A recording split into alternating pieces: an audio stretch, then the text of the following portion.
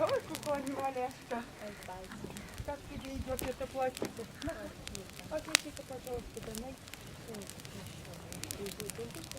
Конечно, просто лежи.